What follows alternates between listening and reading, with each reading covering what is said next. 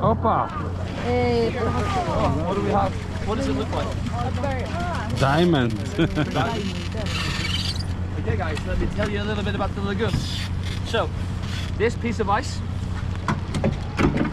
just like all the icebergs you see around you, they all come from that glacier right there.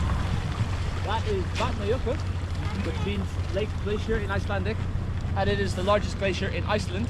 It's around 10,000 years old and covers around 9% of the land of Iceland, so it's huge. It is retreating at a rate of roughly 300 meters every year. That's a meter every single day. It's pushed back. 90 years ago, in the 1930s, that glacier wall went all the way to the bridge that you crossed to get here. For reference, that distance is around 10 kilometers or 6 miles. Very far. All the time, pieces of the glacier are calving or breaking off, becoming the icebergs that you see around you. And these icebergs are slowly but surely moving to the ocean. In terms of how long they stay in the lagoon, small pieces like this would be like a day. Within a day, if it doesn't melt, it'll reach the ocean. But the big boys, like this is more like a 2-3 month job. But within 3 months, even the biggest icebergs have made their way out to the ocean. In terms of the size, what you see here, this is only 10% of the total volume of the iceberg. So for as big as that is, underneath the surface there's a whole lot more. Which is why we had the Titanic disaster. People don't realize. In terms of the color, the blue color, you might be asking, what's the difference between this and that? Nothing, they're the same, they're both ice. The difference is that this is small enough for light to completely pass through. Whereas when you get a big body of ice or a big body of pure water, light is instead absorbed, with the exception of the blue waves which come into our ice. That's why it appears blue. The white parts that we have on top of some of these icebergs, that's when air has been allowed to enter. Air does not absorb light, it disperses it in all directions. The black, can we guess what the black color is? Sand. Sand. Ashes. And ash, exactly. As glaciers move downhill, they collect sand, soil, dirt, all of that. That becomes part of the glacier. And the ash comes from volcanic eruptions many, many years ago, lands on top of the glacier, is replaced with snow, and suddenly we have a layer. So when you see lines, like over here, when you have basically a line that is black, that's most likely volcanic ash that has landed and settled and become a layer. In terms of the lagoon itself, the lagoon is roughly 25 square kilometers, which is the size of over 3,000 football fields, for a bit of reference. It is double the size that it was just 25 years ago, and it is quadruple the size that it was 55 years ago. Just so you get an idea, the lagoon is growing, and it is growing very fast.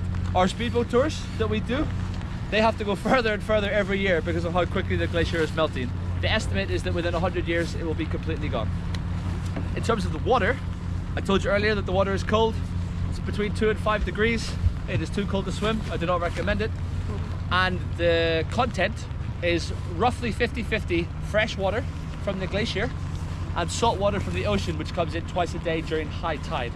For that reason, the lagoon does not completely freeze over in the winter. It does freeze a little bit, but I would not recommend walking on it. You might fall. One notable exception was 25 years ago when James Bond arrived. They wanted to film Die Another Day.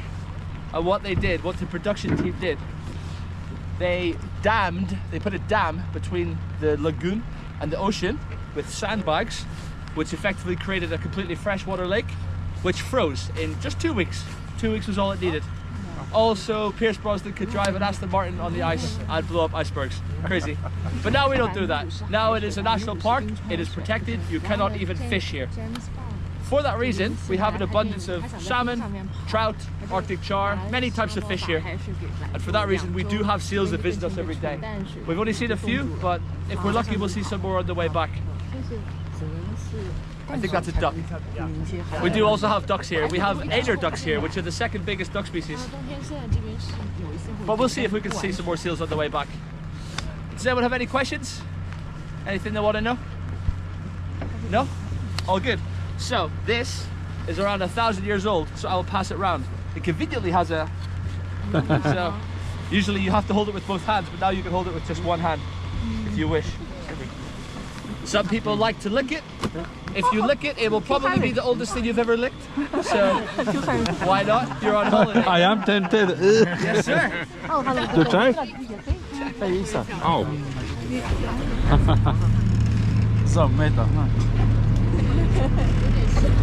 After you're all done licking it, I'll break it into smaller pieces.